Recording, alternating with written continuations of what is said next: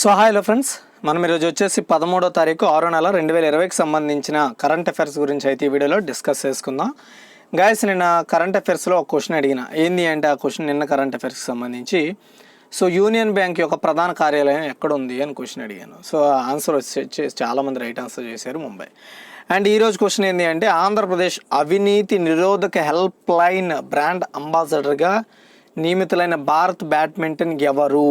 So Srikanth గిడాంబి, PV Sindhu, Saina Nehwal, జ్వాలా Gupta. So మీ answer ఏంటి అనేది comment సెక్షన్లో కామెంట్ చేయండి. అండ్ ఈరోజు ఫస్ట్ క్వశ్చన్ చూసుకుంటే భారతీయ రైల్వేలోని ఏ జోన్ యొక్క ఎత్తైన ఓవర్ హెడ్ ఎక్విప్మెంట్, దీన్ని OH అంటారనమాట.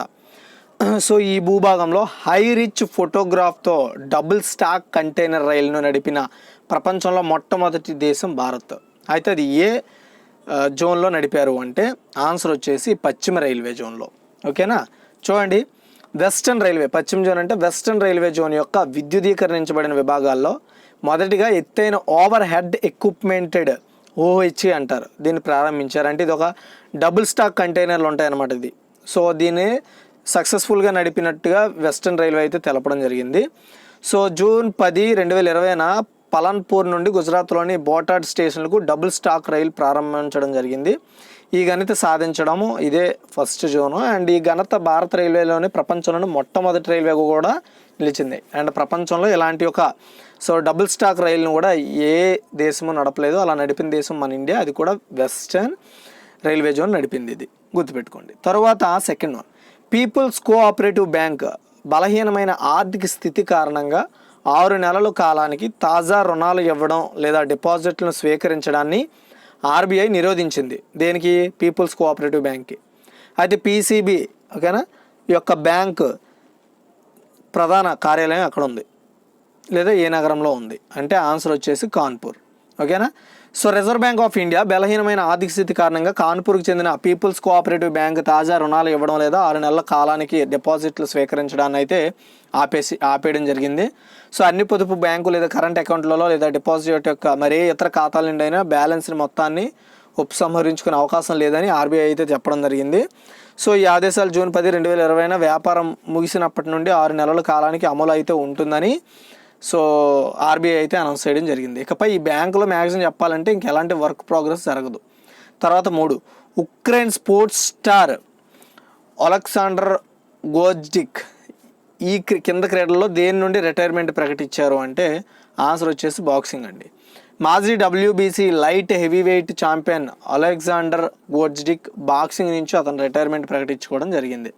తర్వాత ఫోర్త్ వన్, ఆన్లైన్లో పిల్లల లైంగిక వేధింపులు మరియు దోపిడీని ఎదుర్కోవడానికి సహాయపడడానికి ప్రాజెక్ట్ ప్రొటెక్ట్ అనే ఒక చొరవ కోసం ప్రపంచంలోని సాంకేతిక దిగ్గజాలు కలిసి వచ్చాయి. అయితే ఏ సంస్థ ఈ చొరవకు నాయకత్వం వహిస్తుంది? దేనికి?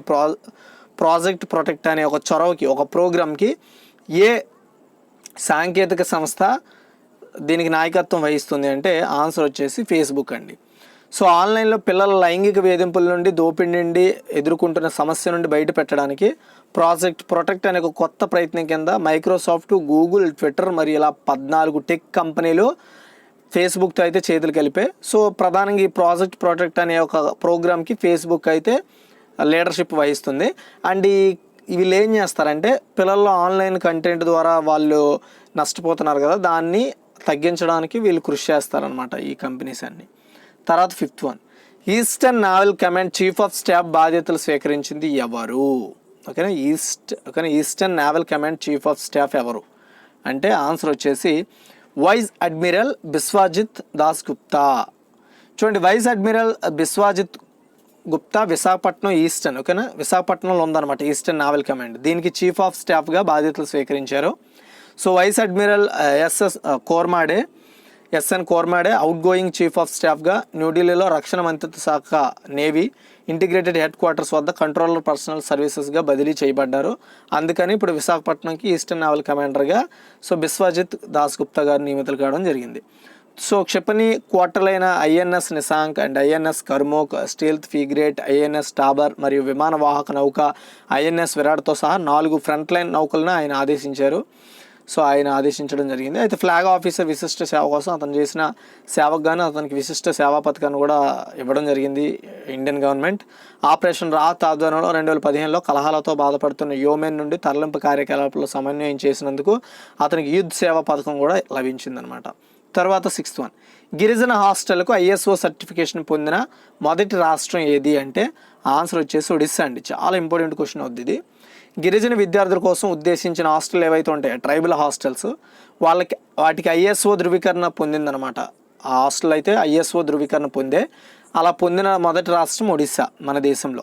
సో ST అండ్ SC సంక్షేమ శాఖ గతంలో రాష్ట్రంలోని అన్ని గిరిజన హాస్టళ్లకు మౌలిక సదుపాయాలు, సౌకర్యాలు మరియు మానవ వనరులు ఏకీకృత ప్రమాణాలను అందించే మిషన్ సువిద్య ప్రాజెక్ట్ని స్టార్ట్ చేశారు ఒడిస్సా గవర్నమెంట్ వాళ్ళు. సో దానికి అనుగుణంగానే మొత్తంగా వాళ్ళ రాష్ట్రంలో ఉన్న కియోన్జార్లో ఉన్న మొత్తం 156 హాస్టల్లో 60 ఇంటెన్సివ్ జోక్యాలను ఎంపిక చేయడము. సో అదేవిధంగా సబల్పూర్లోని 90 హాస్టల్లో 12 మందిని ఈ ప్రయోజనం కోసం ఎంపిక చేసి డెవలప్ చేయించడము. అండ్ వీటికి ఈ ట్రైబల్ హాస్టల్స్కి ISO సర్టిఫికేషన్ అయితే పొందడం జరిగిందనమాట. అది తర్వాత 12 అండి. 7, కింది వాటిలో ఏది బాల్ శ్రామిక్ విద్యా యోజనను ప్రారంభించింది? దీని కింద కార్మికులు పిల్లలకు అంటే కార్మిక పిల్లలు ఎవరైతే ఉంటారో కార్మికుల పిల్లలు వాళ్ళకి ఆర్థిక సహాయం అందుతుందన్నమాట ఈ బాల్ శ్రామిక్ విద్యా యోజన కింద. అయితే ఇది ఏ రాష్ట్రం ప్రారంభించిందంటే ఆన్సర్ వచ్చేసి ఉత్తరప్రదేశ్. సో ఉత్తరప్రదేశ్ గవర్నమెంట్ ఏం చేసిందంటే వీడియో కాన్ఫరెన్సింగ్ ద్వారా ముఖ్యమంత్రి ఆదిత్యనాథ్ గారు బాల్ శ్రామిక్ విద్యా యోజన అనే దాన్ని స్టార్ట్ చేశారు ఈ పథకాన్ని. సో ఈ పథకం ఏం చేస్తుందంటే ఎవరైతే వాళ్ళ రాష్ట్రంలో ఉన్న కార్మికులు ఉంటారో వాళ్ళ పిల్లలకి ఆర్థిక సహాయం అయితే అందించడం జరుగుతుంది. సో దీన్ని విద్యను ప్రారంభించడంతో పాటు ఆరోగ్యకరమైన జీవితాన్ని కూడా కాపాడుకోవచ్చు అనే విధంగా దీన్ని అయితే ఈ యొక్క పథకాన్ని డెవలప్ చేశారు. మొత్తం మొదటి దశలో 57 జిల్లాల్లో ఈ పథకం అమలు చేయబడుతుందని, ఇక్కడ అత్యధిక సంఖ్యలో పిల్లలు శ్రమంగా పనిచేస్తున్నారు. ఈ పథకం వల్ల 2,000 మందికి పైగా పిల్లలు లబ్ధి పొందుతారు. ఒక అబ్బాయికి నెలకు 1,000 రూపాయలు, ఆడపిల్లకి అయితే 1,200 రూపాయలు అయితే ఈ పథకం కింద ఇవ్వడం జరుగుతుంది. బాల శ్రామిక్ విద్యా యోజన కింద 8, 9, 10 క్లాసెస్ స్టూడెంట్స్ ఎవరైతే ఉంటారో వాళ్ళకి సంవత్సరానికి 6,000 రూపాయలు అయితే ఇస్తుంది. అవసరమైతే వారికి అదనపు సహాయం కూడా ఇస్తామని ఈ పథకం కింద ఈ రూల్స్ రెగ్యులేషన్స్ అయితే పెట్టడం జరిగింది. గుర్తుపెట్టుకోండి. 8, ఇటీవలే కన్ను మూసిన డాక్టర్ A వైద్యనాథన్ ఏ సంస్థలో సభ్యుడు అంటే సో ప్రణాళిక సంఘం అండి. ఓకేనా, చూడండి, ప్రణాళిక సంఘం మాజీ అధ్యక్షుడు డాక్టర్ A వైద్యనాథన్ చనిపోవడం జరిగింది. చనిపోయేటప్పటికి అతని ఏజ్ వచ్చేసి 88 years. Vaidyanathan Madras institute of development studies మరియు సెంటర్ ఫర్ డెవలప్మెంట్ స్టడీస్ తిరువనంతపురంలో ప్రొఫెసర్గా పనిచేశారు. కోఆపరేటివ్ క్రెడిట్ ఇన్స్టిట్యూషన్స్ పునరుద్ధరణపై భారత ప్రభుత్వం టాస్క్ ఫోర్స్ 2004లో ఏర్పాటు చేసినప్పుడు ఇతను అధ్యక్షత వహించారు. అండ్ అంతేకాకుండా ఇతను ఆదాయ పన్ను 1969-70కి KN రాజన్ కమిటీలో సభ్యుడిగా కూడా పనిచేశారు. ఇతను 1962 నుండి 1972 వరకు డాక్టర్ వైద్యనాథన్ ప్రణాళిక సంఘం యొక్క దృక్పథ ప్రణాళిక విభాగంలో అతను సభ్యుడిగా కొనసాగుతూ వస్తున్నారు. తర్వాత 9, ప్రైవేట్ రంగ బ్యాంకుల నిర్మాణాన్ని సమీక్షించడానికి RBI ఇంటర్నల్ వర్కింగ్ గ్రూప్ని ఏర్పాటు చేసింది. అయితే ఈ కమిటీకి ఎవరు అధిపతి అంటే ఆన్సర్ వచ్చేసి PK మొహంతి. ప్రైవేట్ రంగ బ్యాంకుల యాజమాన్యాలను పాలన మరియు కార్పొరేట్ నిర్మాణాన్ని సంబంధించిన మార్గదర్శకాలను సమీక్షించడానికి రిజర్వ్ బ్యాంకు 5 కలిగిన ఒక ఇంటర్నల్ వర్కింగ్ గ్రూప్ని అయితే ఏర్పాటు చేసింది. ఈ గ్రూప్కి హెడ్గా వచ్చేసి PK మొహంతి గారును నియమించడం జరిగింది. సో 2020 సెప్టెంబర్ 30లోగా తన నివేదికను అయితే సమర్పించాలని ఈ కమిటీకి RBI central board director PK Mohanty నాయకత్వం వహిస్తారని RBI చెప్పడం జరిగింది. సో సింపుల్గా చెప్పాలంటే ఏం లేదండి, ఇప్పుడు మనకు తెలుసు ప్రైవేట్ కంపెనీలన్నీ కూడా బ్యాంకులన్నీ నష్టాల్లోకి వెళ్ళిపోతున్నాయి. అయితే వీటిని ఇంకా డెవలప్ చేసే విధంగా, సో వీటిపై ఇంకా కొత్త ఆలోచనలు చేసే విధంగా RBI అంటే రిజర్వ్ బ్యాంక్ ఆఫ్ ఇండియా ఒక 5 కలిగిన ఒక కమిటీని అయితే ఏర్పాటు చేసింది. ఇది ఇంటర్నల్ వర్కింగ్ గ్రూప్గా పేరు పెట్టారు. సో ఈ గ్రూప్కి అధిపతికి PK మొహంతి గారు అయితే ఉండడం జరుగుతుందని చెప్పారు. తర్వాత 10 భద్రతా దళాల యూనిఫామ్లను శుభ్రపరచడానికి DRDO అభివృద్ధి చేసిన శానిటైజింగ్ ఛాంబర్ పేరేమిటి? ఆన్సర్ వచ్చేసి జెర్మీ క్లీన్ అండి. So defence research and development organisation DRDO అంటాం కదా. సో ఎవరైతే భద్రతా దళాలు లైక్ పోలీసులు అవ్వచ్చు, ఆర్మీ, నేవీ, ఎయిర్ ఫోర్స్ వీళ్ళు ఎవరైతే ఉంటారో వీళ్ళ యొక్క యూనిఫామ్లను క్లీన్ చేయడం కోసం జెర్మీ క్లీన్ అనే ఒక శానిటైజింగ్ ఛాంబర్ను అంటే ఒక ప్రదేశం అలాంటి దాన్ని ఏర్పాటు చేశారనమాట. సో పార్లమెంట్ స్ట్రీట్ పోలీస్ స్టేషన్లో శానిటైజింగ్ ఛాంబర్ను ఫస్ట్గా ఏర్పాటు చేశారు. యూనిఫామ్, కవచాలు, హెల్మెట్లు మొదలైన వాటిని శుభ్రపరచడానికి ఢిల్లీ పోలీసులు తమ అవసరాలను ఇవ్వడంతో DRDO తన యొక్క చొరవతో దీన్ని అయితే డెవలప్ చేశారు. డిఆర్డిఓ జెర్మిక్లీన్ అనే ఒక పొడి వేడి చికిత్స గదిని అయితే రూపొందించారు. సో గది 15 నిమిషాల వ్యవధిలో 25 జతల యూనిఫామ్ను అయితే క్లీన్ చేస్తుందని డిఆర్డిఓ అధికారులు చెప్తున్నారు. అంటే ఈ జెర్మిక్లీన్ అనే ఒక ఛాంబర్లో, ఒక రూమ్లో ఈ యూనిఫామ్లు అయితే పడేస్తే 15 మినిట్స్లో క్లీన్ చేసి ఇచ్చేస్తుంది అనమాట. అది కూడా 25 జతలు మాత్రమే. తర్వాత 11, సముద్ర సరిహద్దులను గుర్తించడానికి ఇటలీతో ఏ దేశం ఒప్పందం కుదుర్చుకుంది అంటే ఆన్సర్ వచ్చేసి గ్రీస్ అండి.